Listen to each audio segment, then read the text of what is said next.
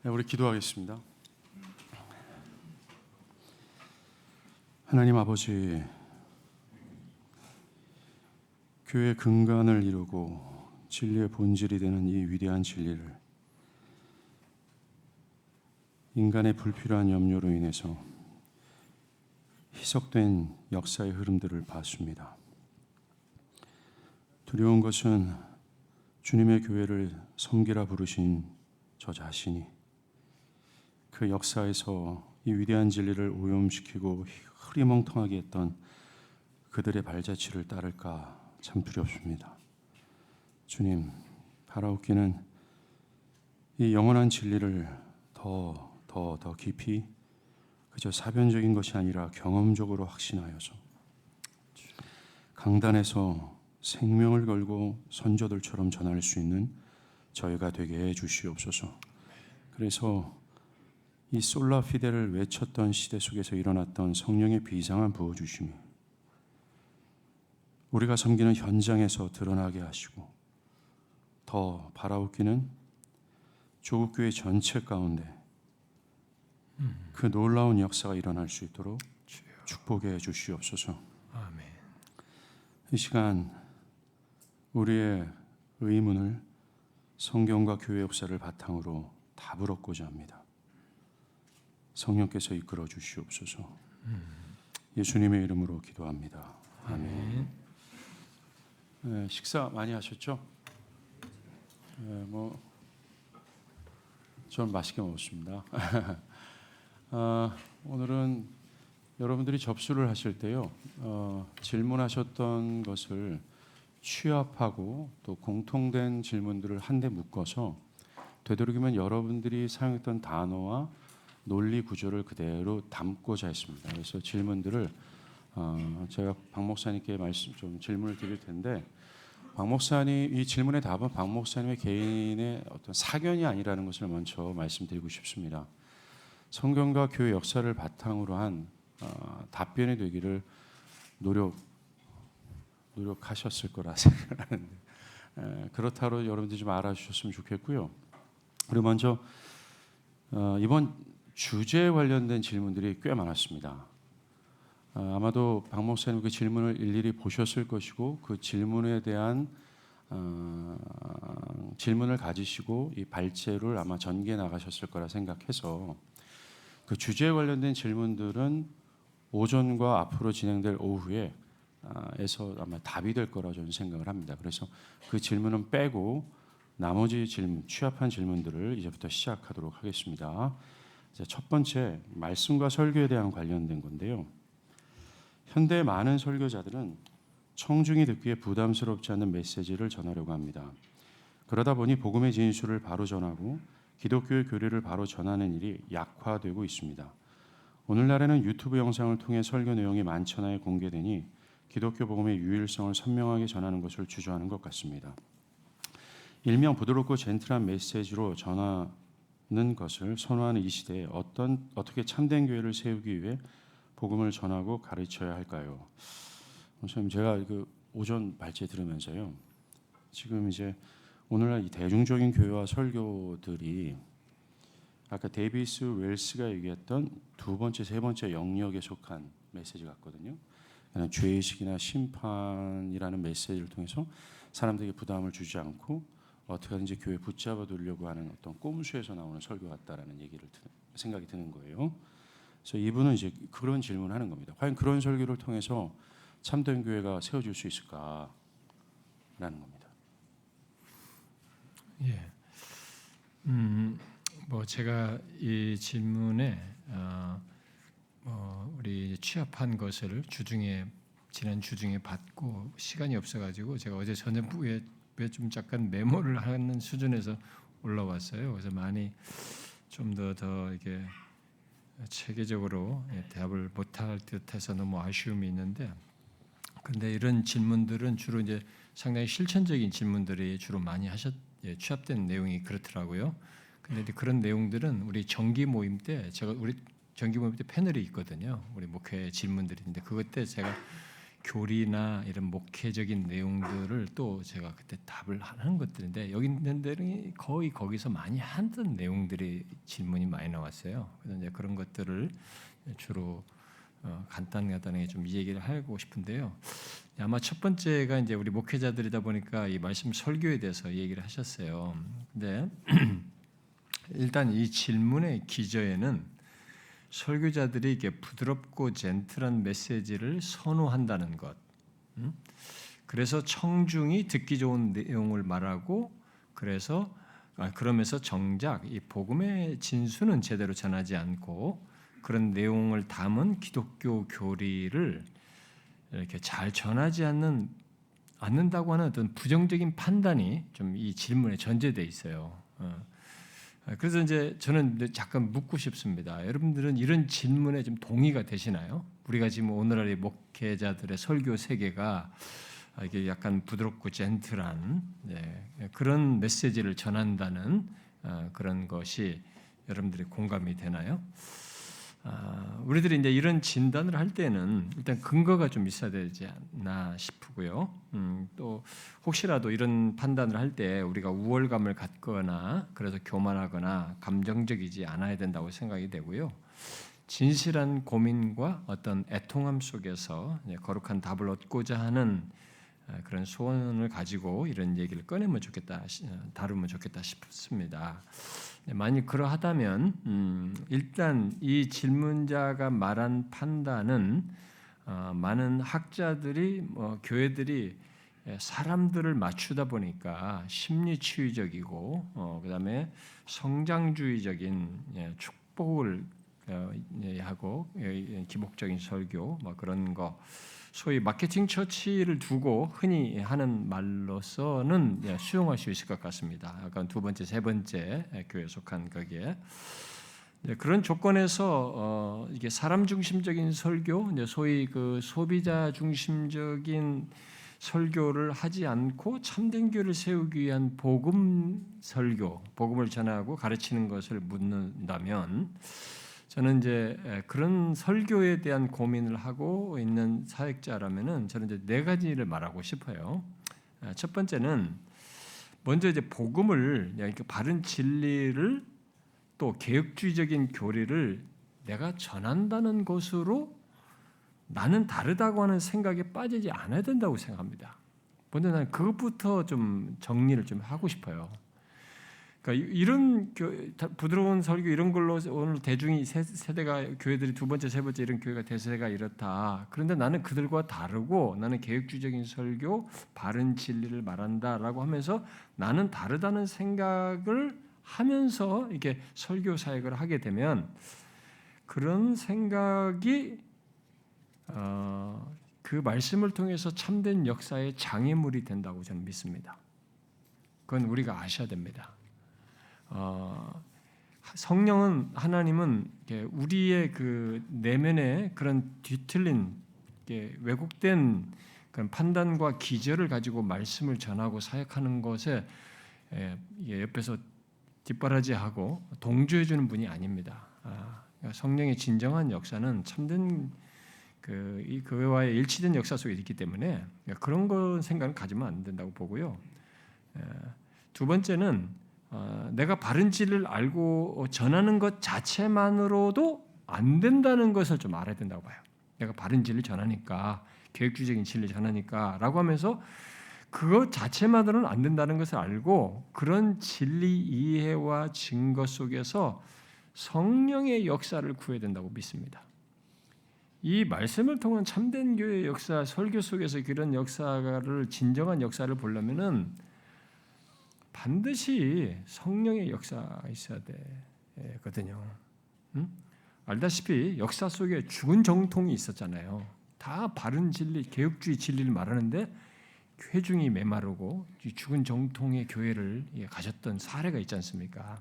그러니까 그런 것을 또 함께 염두에 둔다고 생각이 되고요. 세 번째는 복음을 전하는 데 있어서 하나님 말씀을 전하는 데 있어서 인위적인 무엇을 더 하려고 아까 이제 목사님이 그런 식으로 얘기했는데 두 번째, 세 번째가 이제 그런 걸 갖는다고 했는데 인위적인 무엇을 더 하고 또 인위적인 태도로 막 바람잡는 거, 막 뭔가 은혜 있게 하는 것 같은 이런 인위적인 태도로 말하지 않아도 될 만큼 바른 진리, 복음에 대한 이 확신과 충만이 나는 설교자에게 있어야 된다라고 저는 믿습니다. 그것이 없으면 그것을 꼭 가져야 된다고 저는 믿어요. 말씀 속에서 어떤 역사 그리고 바르게 이런 걸 지적하면서 바르게 말씀 속에서 역사를 보고 싶으면 그것이 있어야 된다고 보고요. 저는 그것이 없는 말씀 선포와 증거는 지식 늘어놓기에 지나지 않는다라고 생각이 됩니다. 아무리 바른 진리 개혁주의를 가지고 있어도 그 수준에 멈춘다라고 봅니다. 그다음 마지막으로 네 번째는 뭐 이렇게 부드러운 설교, 젠틀한 설교 이런 거, 센 설교 이런 거 할 것 없이 지금 말한 이런 확신을 가지고 나는 두 가지를 실천하면 된다라고 생각합니다. 저의 신앙적인 확신이고 제가 이전에도 한번 얘기한 적이 있거든요. 하나는 자신이 전하는 복음 그 확고한 진리를 먼저 회중을 생각하기에 앞서서 이 설교를 들을 회중을 생각하기에 앞서서 먼저 하나님 면전에서 전한다는 것을 기억하고 충실하게 준비해야 된다. 그렇게 충실하게 준비하여서 전해야 된다라고 저는 생각이 됩니다. 또 다른 하나는 자신이 전하는 말씀으로 생명 얻을 영혼이 있다는 것을 기억하고 온 마음을 다해서 전해야 된다. 그렇게 준비돼서 전할 때 분명히 여기에는 생명 얻을 사람이 있어요. 사람의 영혼을 바꾸고 소생케 할 어떤 역사가 있거든요. 그 영혼을 생각하고 온 마음을 다해서 전해야 된다.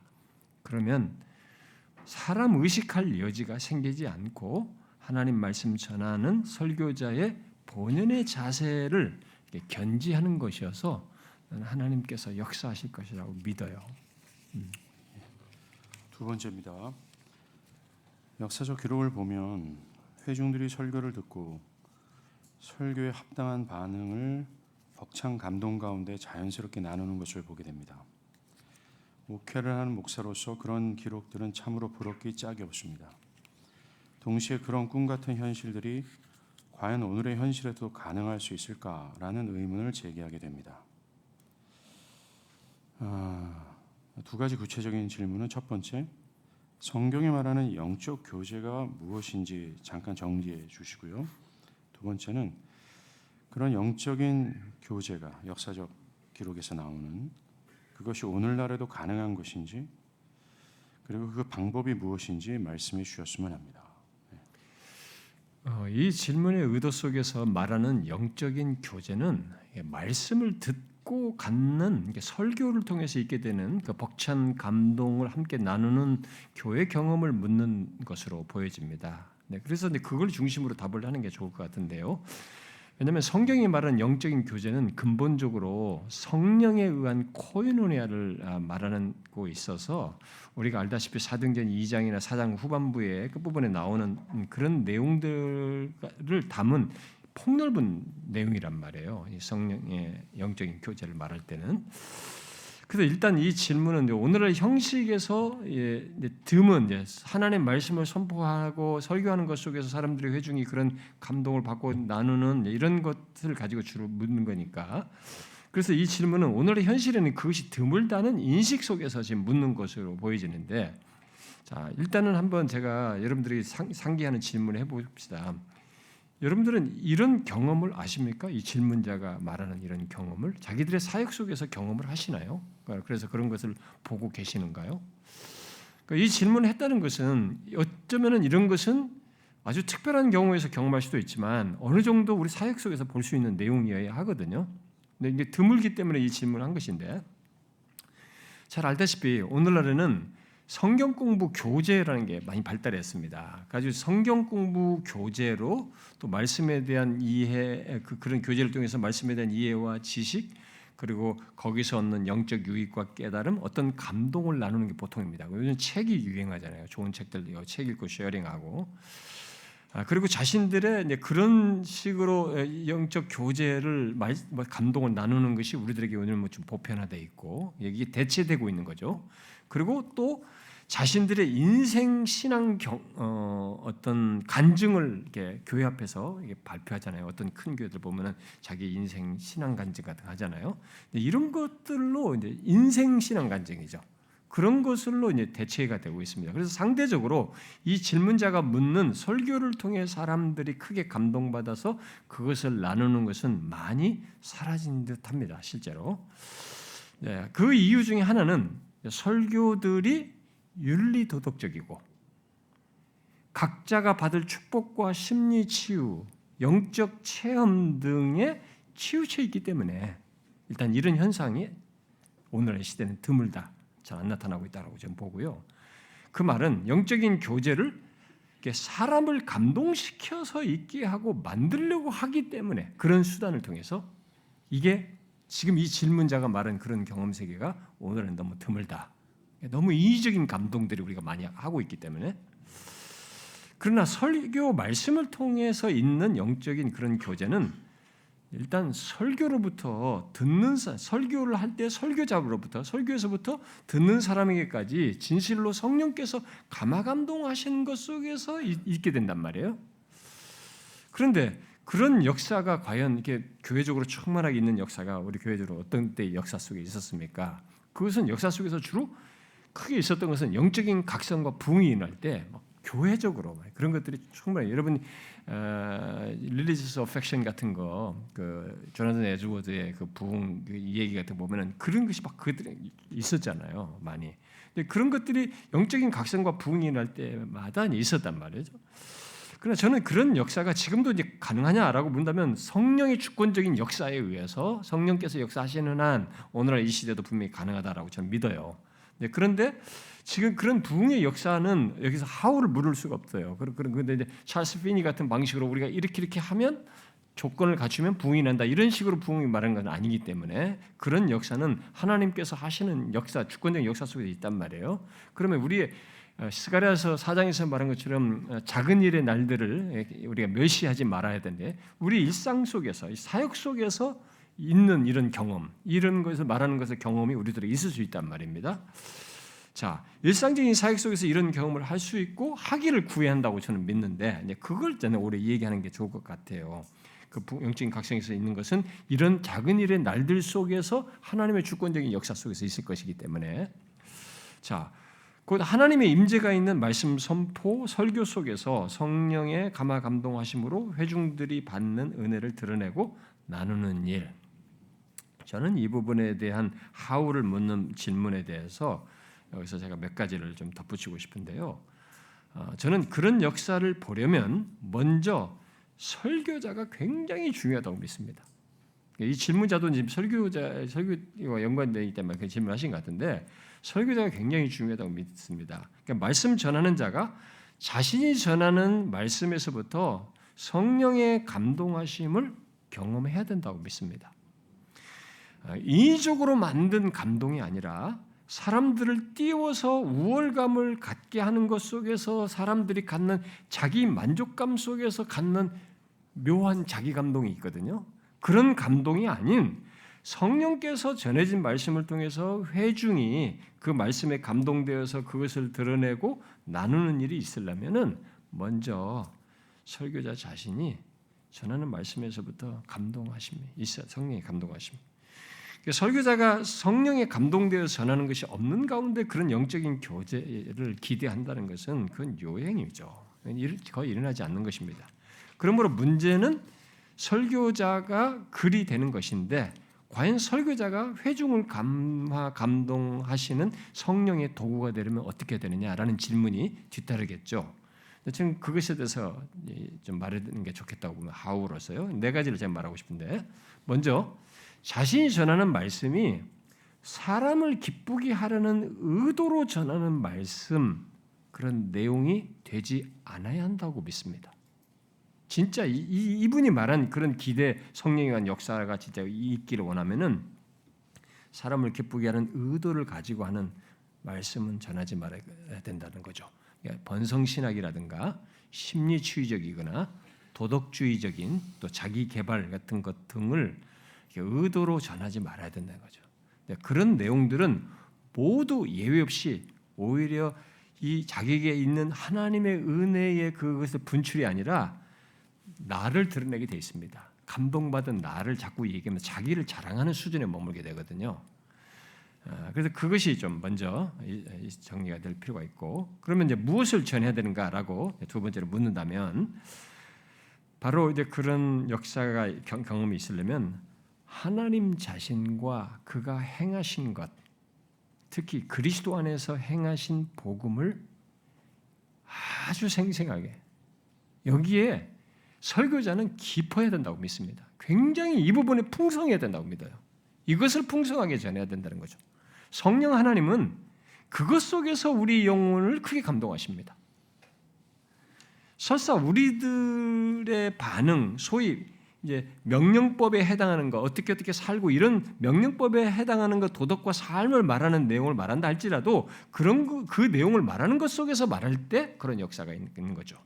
그래서 설교자는 그래서 복음에 굉장히 충실해야 된다.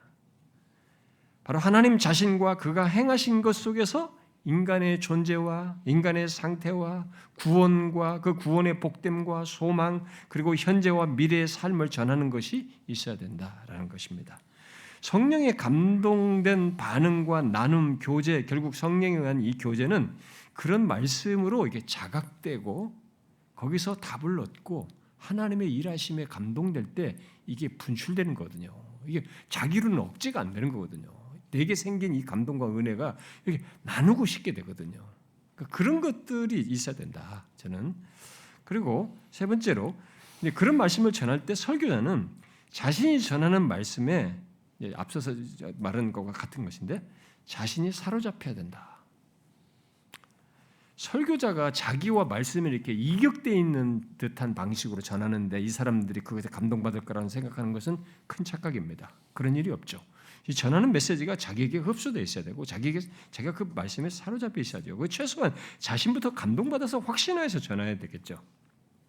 그것 없는 것 속에서는 기대하는 영적인 반응과 역사는 보기 힘들 뿐만 아니라 오히려 자기와 말씀이 갭이 있는 상태에 전하기 때문에 이렇게 나 따로 말씀 따르고 위선적인 증거를 하게 되는 거죠. 그런 위험성이 있는 것입니다.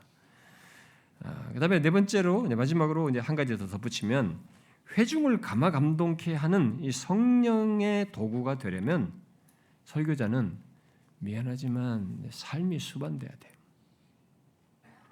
위선자가 되지 말아야 됩니다.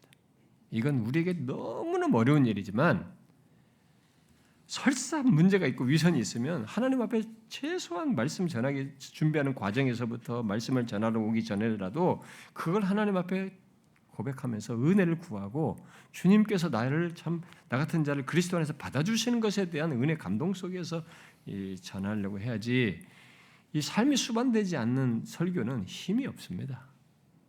저 사람들에게 감화 감동 끼치는 도구가 될 수가 없죠.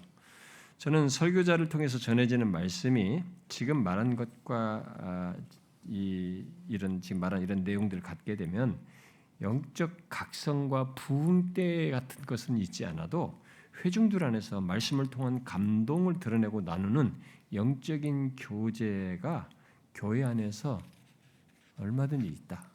쉽게 또 있을 수도 있다라고 저는 믿습니다. 네. 동감은 되지만 설교자들의 마음에 답답함이 몰려옵니다.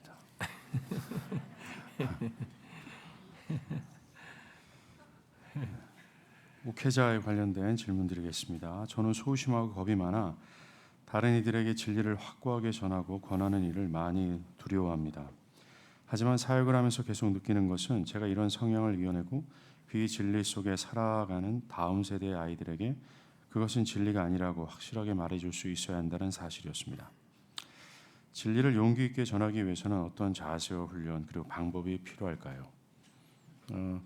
우선 존 파이프가 그랬대요. 자기가 그 플로 신학교 학부 다닐 때 전도사이기도 해야 되는데 사역을 해야 되는데 혀가 짧았답니다. 그래서 혀가 짧으니까 사람들 앞에서 말하지도 못하고 앞에 나가서 기도도 하지 못하는 그런 열등감 속에 있었다고 하더라고요.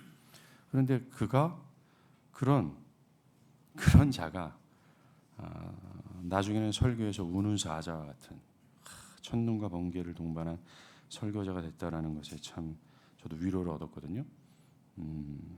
이런 이 질문을 합쳐서 말씀해 주실 수 있는데 아까 말한 설교자가 중요하다 있지 않습니까?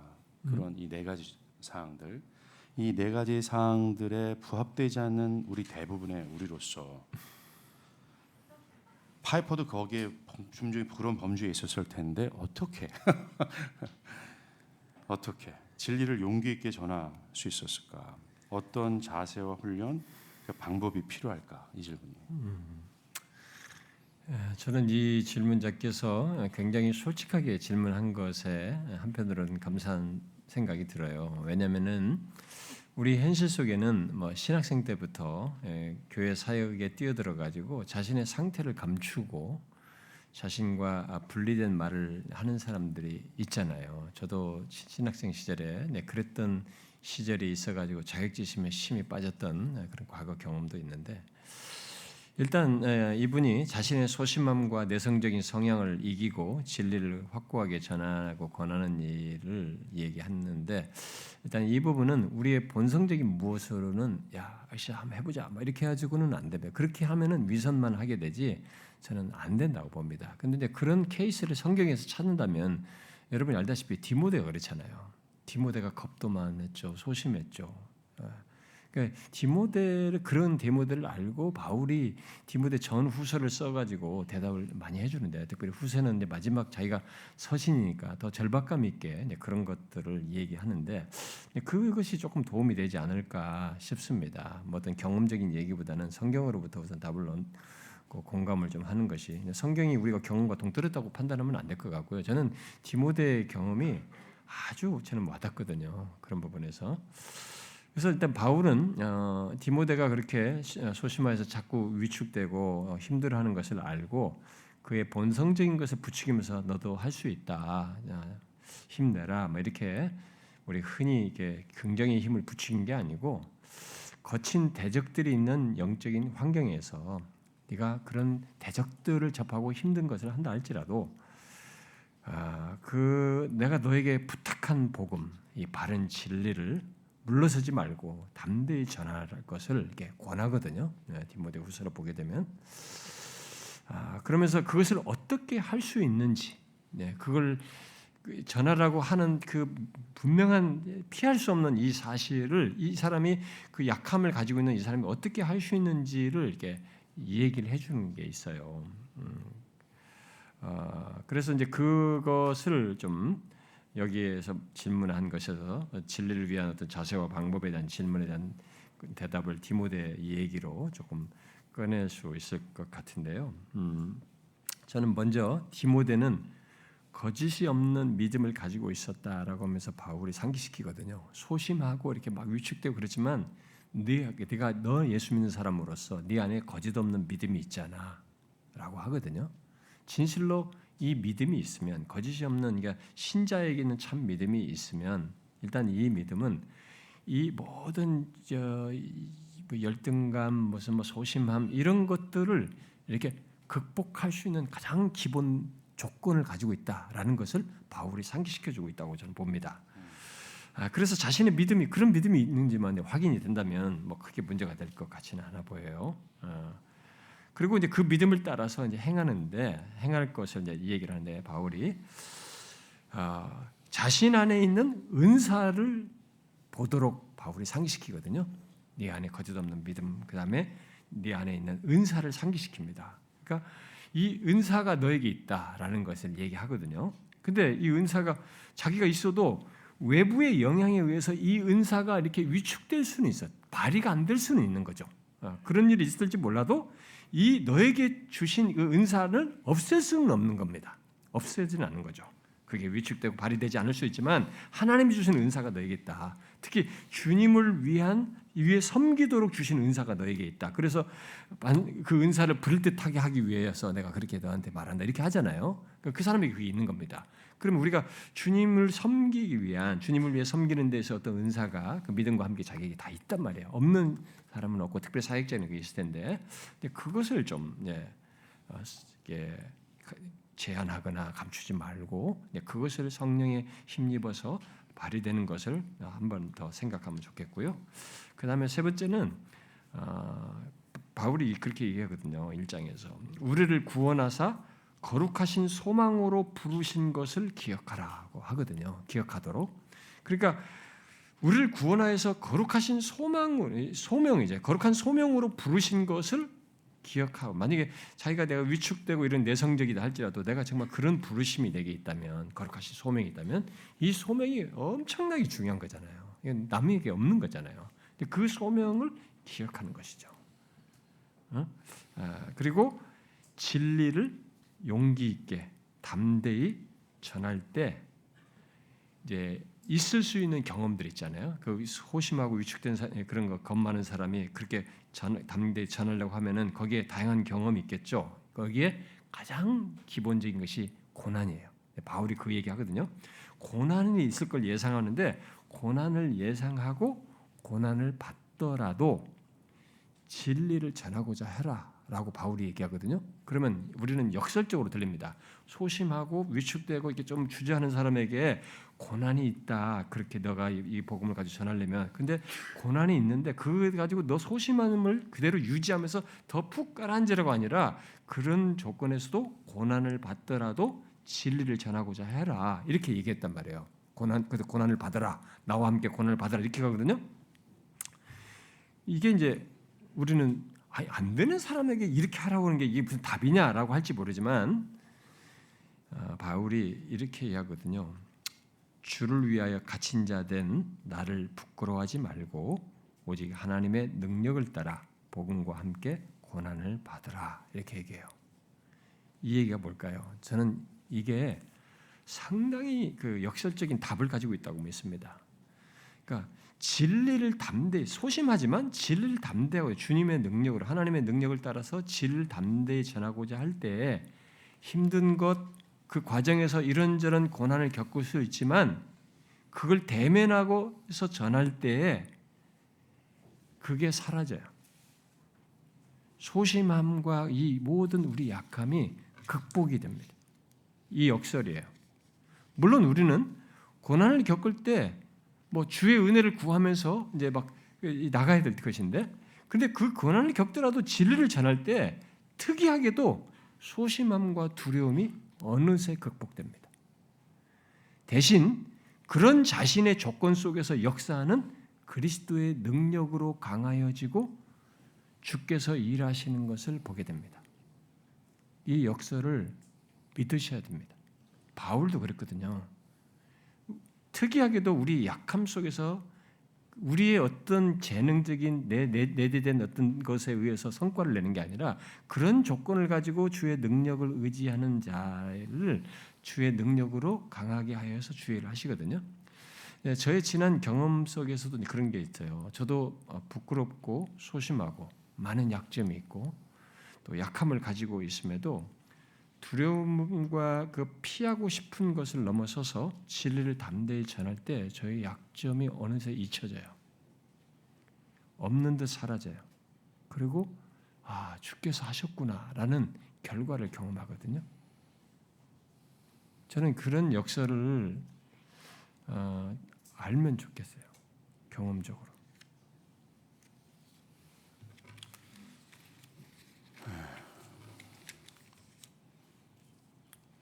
다음 질문하겠습니다.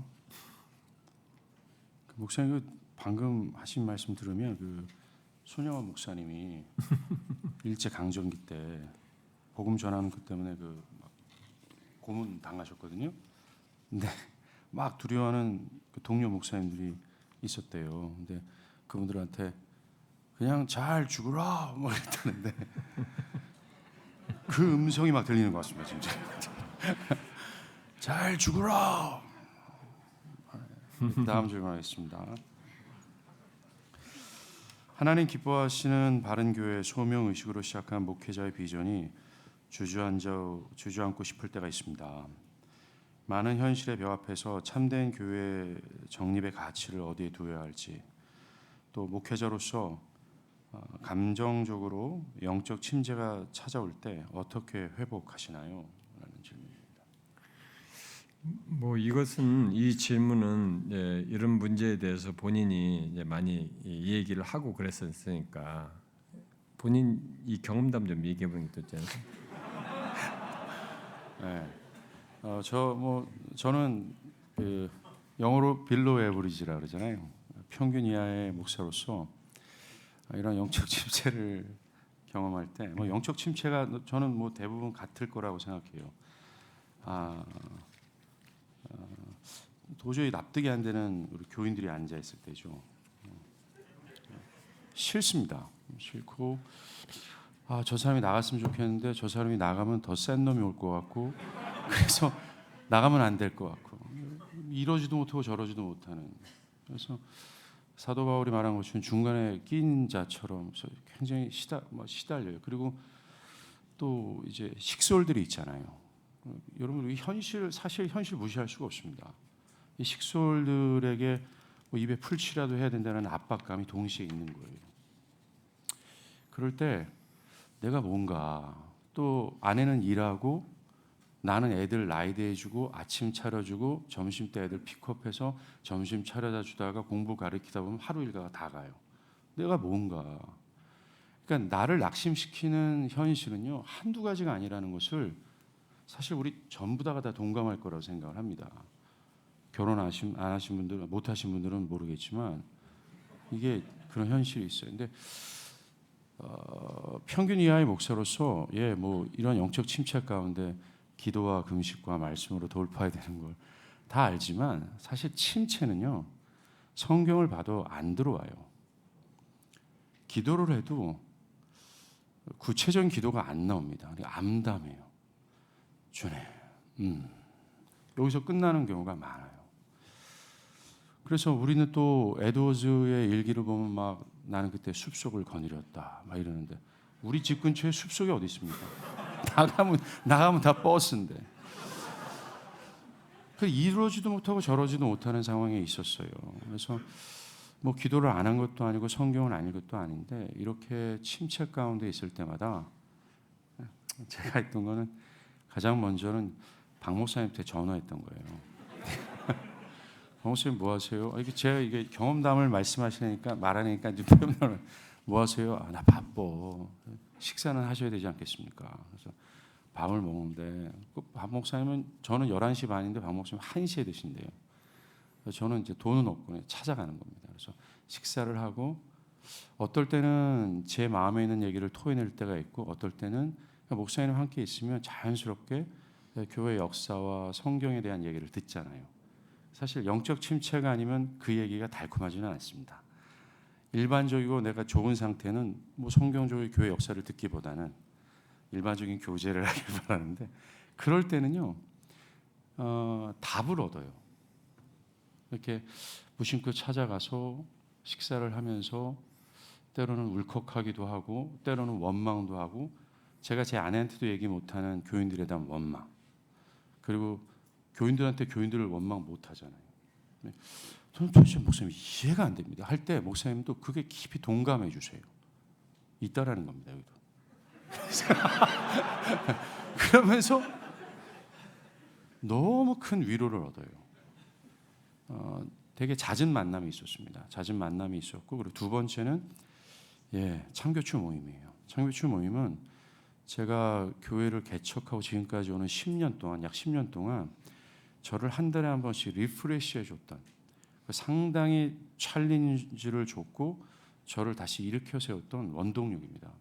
사실 저는 참교추를 지금까지 섬기기는 하지만 우리 간사님들, 간사 목사님들처럼 충실하게 책을 막 깊이 있게 읽고 그분들처럼 지성적이고 그렇지는 못해요. 사실 그 모임에서도 저는 약간 뒤처져 있는 사람입니다. 그럼에도 불구하고 제가 붙어 있기를 바라는 거였어요. 저는 이 참교추를 위해서 뭐 제가 뭔가를 막 한다기보다는 저는 여기서 붙어 있고 여기서 기생하면서 여기서 오는 어떤 생명력, 또 그것이 저를 지탱해 준 두 번째 힘이었다고 생각해요. 예, 영적 침체 수도 없이 많았습니다. 그리고 도망가고 싶을 때도 너무나도 많았고, 박 목사님 기대가 있잖아요. 박 목사님 좀 이렇게 유명한 목사니까, 김 목사, 제 어느 교회에서 담임 목사 소개가 있는데 김 목사가 가봐. 뭐 이런 기대. 항상 헛된 기대를 하고 있죠. 근데 그런 어떤 것이 저에게는 이 영적 침체 가운데 그 어떤 위로가 안 됐고, 그런 성경과 교회 역사와 이 권위자를 만나는 것, 그리고 참교추, 저한테는 가장 실질적인 회복하는 방법이었습니다. 그거 외에는 없었던 것 같아요. 다음 질문입니다. 목사님 또 하세요? 안 하시죠? 예, 다음 질문도 시간이 없는 것 같은데. 네, 알겠습니다. 목회자가 경건에 힘써야 되는 걸 압니다. 그런데 개척교회일 경우, 작은 교회일 경우 혼자 감당해야 될 일들이 너무 많아요, 목사님. 그럴 때 그 일들을 감당하느냐고 개인 경험 시간을 갖지 못하는 경우가 참 많고요. 그리고 두 번째, 주변 교회에서 보니까 뭐 새벽 기도회도 없애고 저녁 기도회나 다른 모임도 다 뭐 없어지고 굉장히 라이트하게 하는 거죠, 교회를. 그런데 잘 돼요. 이걸 어떻게 우리가 바라봐야 될까요? 글쎄요, 집에가 뒤에 질문들이 많아가지고 대답을 내가 길게 못할 것 같아요. 뒤에 할 게 더 반절도 못했는데 벌써 반절이 넘어간 시간이. 그 요즘 추세가 뭐 그렇게 되는 것에 대해서는 우리가 편리주의적으로 이런 걸 결정하는 것에 대해서는 신중해야 된다고 믿습니다. 근데 우리가 아침에 옛날 믿으면서 우리 앞선 선배들이 일찍부터 했던 것은 옛날 농경사이다 보니까 뭐 4시 반, 5시 하다가 점점 뒤로 미쳐졌잖아요.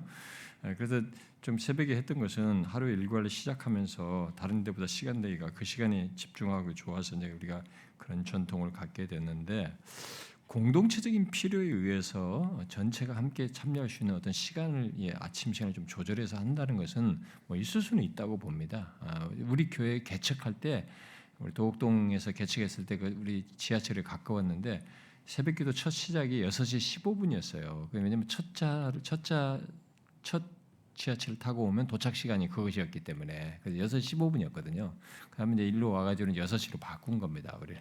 그래서 우리도 지금은 6시 하거든요. 그러니까 전체적으로 할 수 있는 뭐 그런 시간을 고려해서 이렇게 바꿀 수는 있다고 봐요. 근데 이렇게 없애고 저쩌고 이렇게 하는 것도 너무 편리적으로 결정하는 것은 나는 신중해야 된다고 믿습니다. 그리고 우리가 하루 일과 중에 이렇게 같이 기도할 수 있는 이 시간을 정해서 같이 하는 것은 아무래도 아침 시간이 제일 낫죠. 저녁에 정하거나 이렇게 하게 되면은 수요일 있고 금요일 있고 무슨 집회가 있는 것이 속에서 이게 끊기기 때문에 그런 차원에서는 할 수 있을 것 같고요.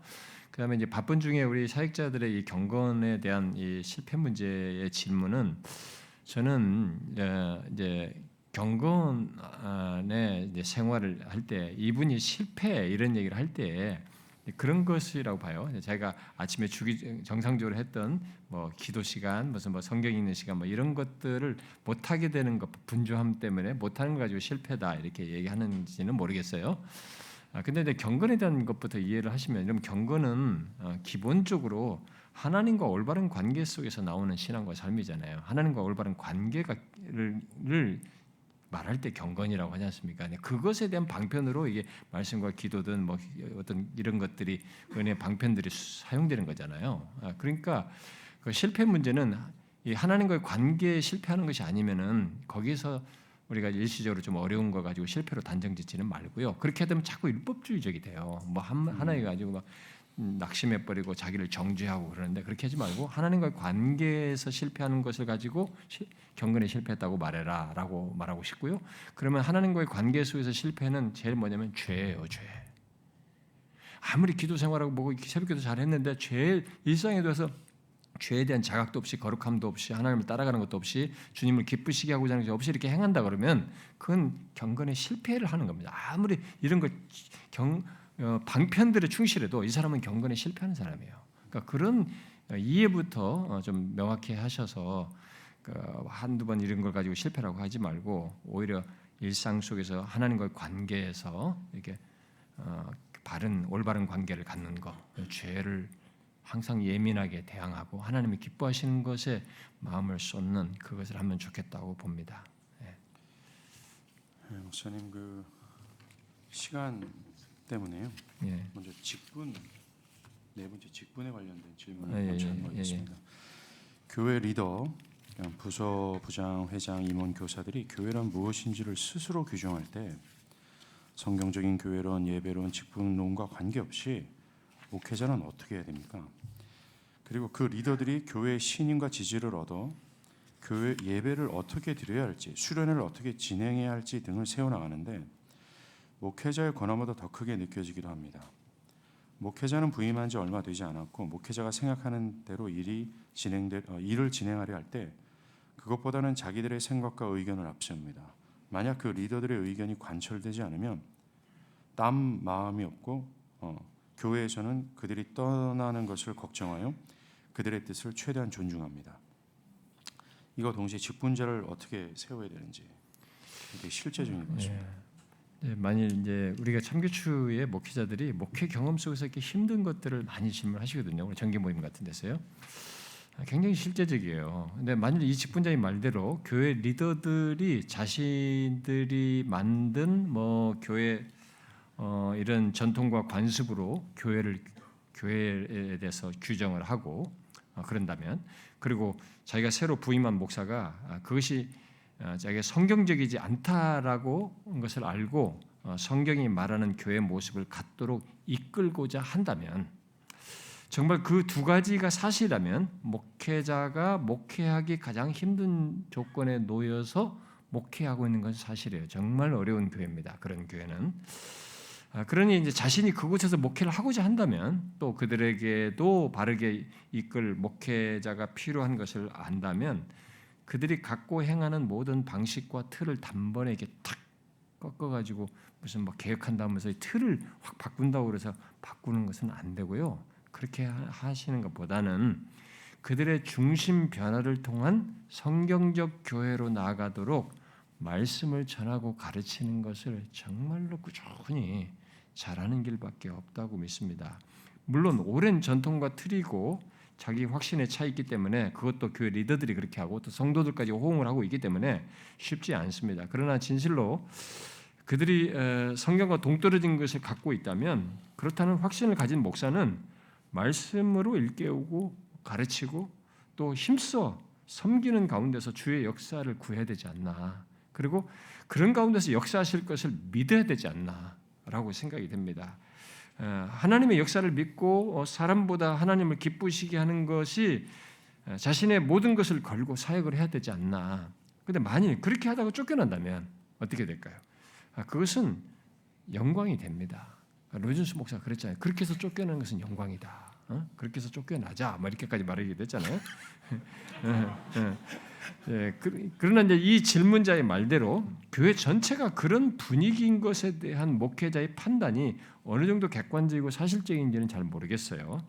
근데 이분의 말만 듣고 그것이 사실이라면 그리스도께서 말씀과 성령으로 역사하시고 다스리셔서 변화 주시는 것 외에 다른 길이 없습니다. 다른 길로 써봐야 충돌과 다툼, 분쟁밖에 일어나지 않습니다.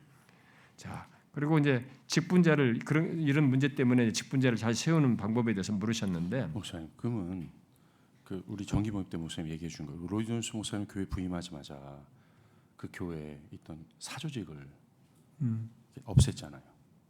그것과 목사님 방금 말씀하신 것이 충돌이 있다 저는 생각을 하는데. 아니, 그것은 내가 이 말씀을 충실히 잘 이들이 다 공감되게 이루어졌어요. 그러니까 그것을 막 당장 없애시오 이렇게 말로서 한 게 아니라 자기가 그들을 말씀으로 설득하죠. 설득하고 그들이 그렇게 해야 되는 것에도 공감을 하고, 그래서 이들이 설득됐습니다. 그거 이 웨스민스터 채플의 그 엘리트들이거든요. 그 사람들이 쉽게 그거 자기들이 안 끊습니다. 영국 사람들이 얼마나 이 자기들 그룹이 강합니까? 무슨 모임 이런 거. 근데 그런 걸 자발적으로 안 끊죠. 근데 교회 안에서 그런 것을 부각시키지 않는 그런 태도의 변화를 가졌거든요. 예. 그게 다 말씀의 역사 속에서 있게 된 것입니다. 직분자. 예, 직분자를 잘 세우는 방법에 대해서 물으셨는데 이런 질문을 할 때는 오늘날 우리들이 성경과 동떨어진 직분을 이렇게 세우는 일이 이게 만연하기 때문에만 물은 것 같습니다. 저는 먼저 직분을 세울 때 한 가지 조심할 것부터 먼저 생각해야 된다고 보는데요. 교회에서 단순히 열심 내는 거 있잖아요. 열심 내는 사람, 또 일 잘하는 것, 사회적 지위가 있는 것, 학력,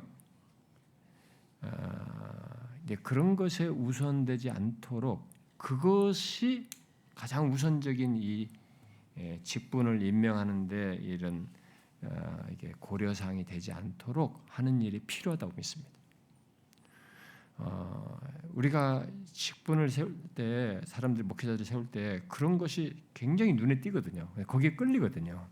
네, 그것은 많은 경우 잘 되는 경우 그렇게 해서 잘 섬기는 사람도 있기는 하지만 일반적으로 실패합니다. 꼭 이 사람이 교회 학교 밖에서 교사이니까 교회에서도 교사를 잘할 거라고 생각하면 안 되고요. 밖에서 계수를 잘하고 은행과 회계를 잘하니까 교회에서도 회계를 잘할 거라고 해서 업무를 맡기는 거예요. 이 회계는 교회에서 회계는 기능의 문제가 아니에요. 이건 굉장한 믿음이 있어야 됩니다. 이 회계에 들어오는 사람들은 굉장한 믿음이 있어야 돼요. 그러니까 그런 기능을 가지고 뭔가 잘하는 사람들 밖에서 엘리트고 대기업에서 무슨 부장을 하고 이런 거 가지고 교회에서 잘하면 이 사람을 잘 부장하고 여기서 장로 되면 되겠다. 천만의 말씀입니다. 그건 제가 아는 케이스 중에 제 아는 친구들 케이스 중에 그렇게 했는데 그 사람들 때문에 교회가 두 조각 났습니다. 굉장히 교회가 혼란스러웠어요. 그렇게 세우는 게 아닙니다. 그것을 먼저 그걸 안 하는 것부터 잘해야 되는데 이 유혹을 못 끊어요. 목사들이 딱 눈에 띄거든요. 열심히니까. 그럼 뭐냐 그럴 때 가장 기본적인 건요. 직분자는 성경에서도 그랬잖아요. 집사 세울 때 사도행전 6장에서도 보면 성령과 지혜가 충만한 자 이런 얘기를 하잖아요. 뭡니까? 자격이 있어야 된다는 거예요. 자격. 그러니까 자격이라는 게 뭐냐? 최소한 직분자는 일단 성경이 말하는 대로 영적인 상태가 되어야 됩니다. 영적인 상태가. 근데 계획주의 선배들이 그걸 어떻게 본 줄 아십니까? 계획주의 선배들이 영적인 상태를 보니 여러 가지 보셨지만은 그들은 이들이 주님을 진실로 알고 믿고 사랑하는 것, 그러니까 주님의 교회를 기꺼이 헌신하고 사랑하는 것 이런 거 다 봤겠죠. 봤는데 그런 것이 교회적으로 옆에 있는 교회 지체들이 이 사람에게 기대는 겁니다. 영적인 것을.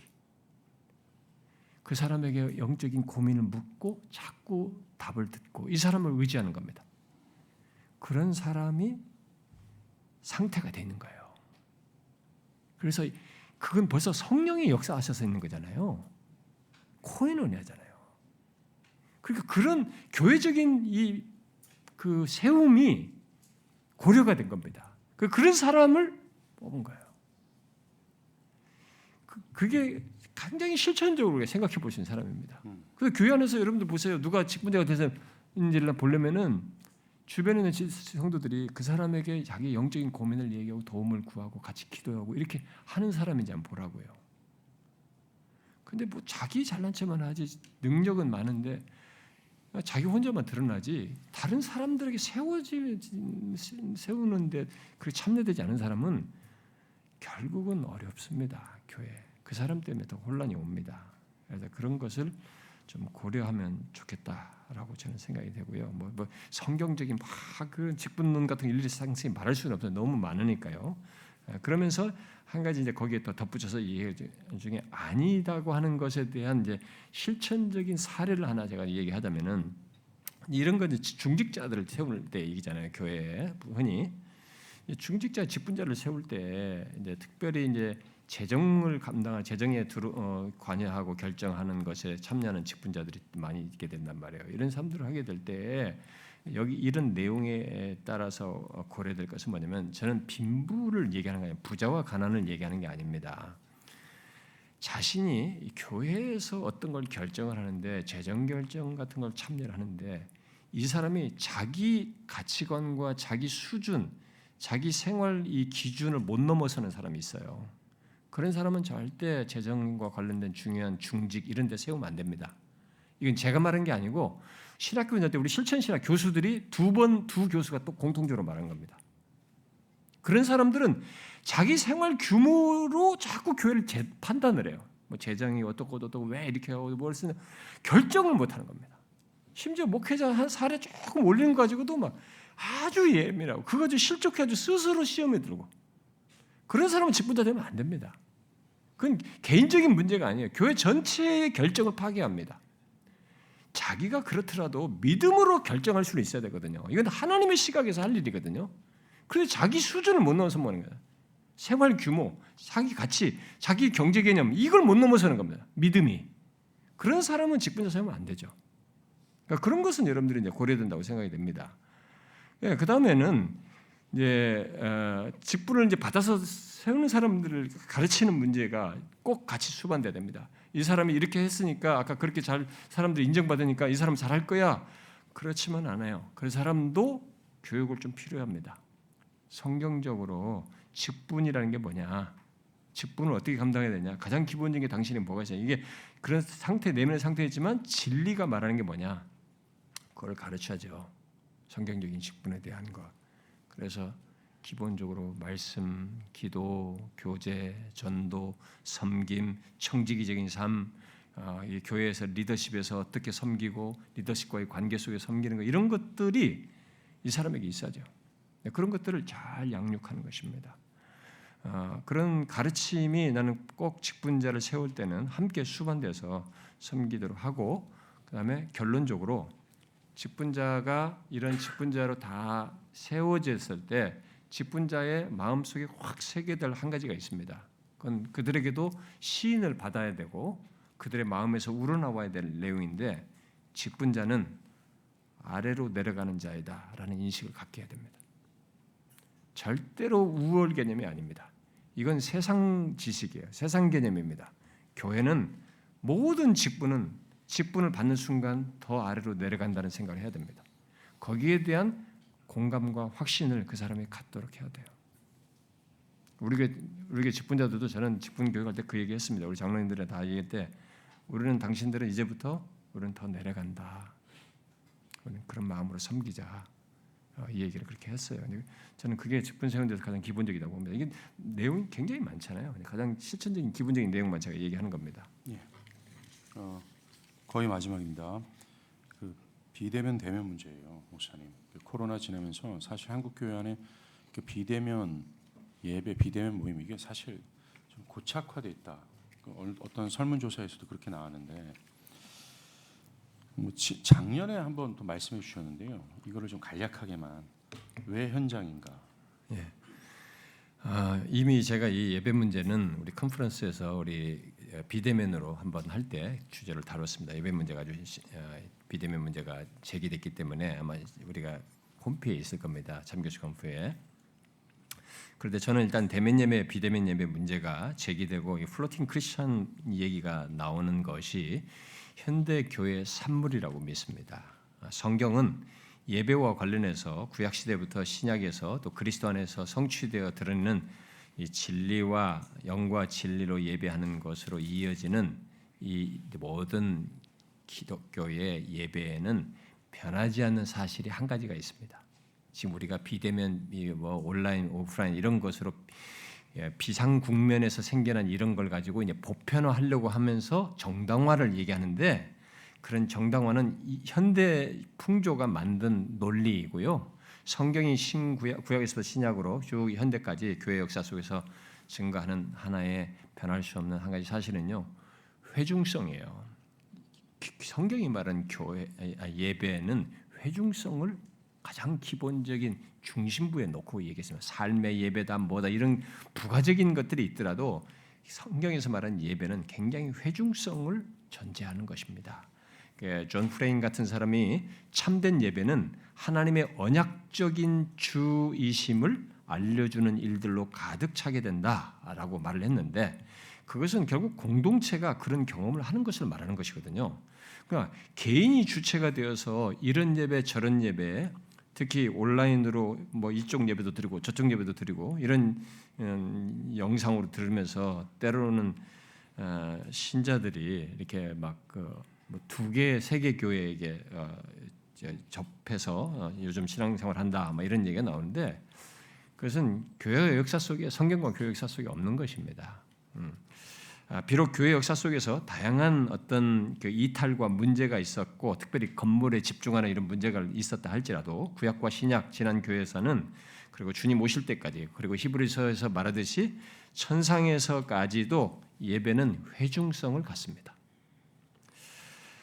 바로 회중이 함께 하나님께 영광 돌리고 그의 권위 있는 말씀을 듣고 그리고 우리를 그의 백성 삼으신 분과 인격적으로 교제하는 것이 있는 것이에요. 예배는. 이게 굉장히 중요한 것입니다. 이것을 깨트리거나 멀어지는 것은 성경이 말하는 예배가 아닙니다. 이건 자기 주도적인 종교 행위를 하는 것입니다. 세상의 변화로 기독교의 많은 것들이 영향을 받고 그것에 적응하는 일이 지금 있습니다만 하나님을 예배하는 것에서 이 회중성은 구약과 신약 주님 오실 때까지 심지어 완성된 하나님 나라에서도 바뀌지 않을 거라고 저는 확신하고요. 성경이 말하는 바인데 왜냐하면 하나님이 그것을 통해서 영광을 받으시거든요. 그러기를 기뻐하셨고 그래서 그렇게 하도록 정하셨기 때문에 이것은 바뀔 일이 아닙니다. 그래서 그런 것에 적응해서 뭔가를 목회 성공하겠다 뭐 이렇게 하는 것에 대해서 글쎄 모르겠어요. 뭐 재미는 별로인지 모르지만 저는 많은 자기도 알 겁니다. 그렇게 하는 사람 자기도 이 사람을 끌어들이게 맞추다 보니까 이 예배 속에서 예배의 주체자에 대한 중심성이 상실되는 걸 자기는 알고 있을 겁니다. 이들이 그렇게 참여하는 사람들도 그러고 있다는 걸 알게 될 거라고 봐요. 그래서 그것은 바르지 않다고 봅니다. 성경적이지도 않고요. 네, 마지막입니다. 오늘 그 목회자에 관련된 질문들에 집중을 했는데요. 일반 교인분들에게는 사실 오늘 질문하고 답한 것이 어떤 면에서는 일반 회중들에게 더 중요하다고 생각을 하거든요. 왜냐하면 여러분들이 섬기는 교회와 목회자들이 참되게 세워지지 않는다면 여러분들의 신앙이 어때요? 그냥 방향성을 잃을 수밖에 없거든요. 그러니까 여러분들에게도 굉장히 유익한 시간이 되어야 됩니다. 그래서 마지막 질문인데 참교추에 관한 질문이에요, 목사님. 향후 계획을 말씀해 주십시오라고 얘기하거든요. 참교추에 대해서 마지막 정리해 주시고 마쳤으면 좋겠습니다. 예, 그래요. 시간이 없어서 우리가 질문을 다 못해서 너무 아쉬운데요. 저는 참된 교회 이런 우리가 참교추 이런 단어를 쓰니까 가끔 어떤 사람들이 그럼 다른 교회는 참된 교회 아니냐 이게 말씀도 하시고 농담스럽게 하시는데 벨직 신앙 고백서에서 당시에 우리 그 중세부터 교회들이 교회란 이름을 가지만 교회답지 않고 근데 성경이 말한 교회를 지칭하기 위해서 참된 교회다 이렇게 그런 용어를 벨직 신앙 고백서 같은 데서 쓰잖아요. 그런 차원에서 참된 교회를 얘기를 하는 것이고요. 그런데 제가 현실적으로 경험적으로요 많은 게 사람들, 사역자들 그리고 성도들 그리고 각 지역의 지방이든 어떤 기회가 될 때마다 예배를 참여하고 이런 기회를 할 때마다 너무 절규를 하는 소리를 많이 들어요. 수년째. 뭐 우리들은 다 괜찮은 것 같은데 뭐 겉으로는 근데 성도들과 이런 사람들이 너무 힘들어요. 목사들만 착각하는 것 같아. 큰 교회가 잘 유지되고 재정이 있으니까 뭐 교회가 잘 돌아간다고 착각하는 것 같은데 여기서는 절규를 하는 겁니다. 영혼이 하나님의 말씀을 통해서 더 풍성한 세계를 모르고 그러니까 자꾸 교회는 여기 소속되지만 유명한 설교자들 인터넷 듣고 이런 것이 이제 더 추세가 되고 있는 것입니다. 그러니까 참된 교회가 성경에 충실한 교회가 너무 필요하다는 절규를 수년째 저는 어디 가서 반복해서 듣고 있습니다. 그리고 우리 시대의 다음 세대까지 생각하면 그런 참된 교회가 많이 세워져야 된다고 보는데요. 근데 그게 사람 문제예요. 그런 목회자가 있어야 돼요. 그런 사람이 세워져야 되거든요.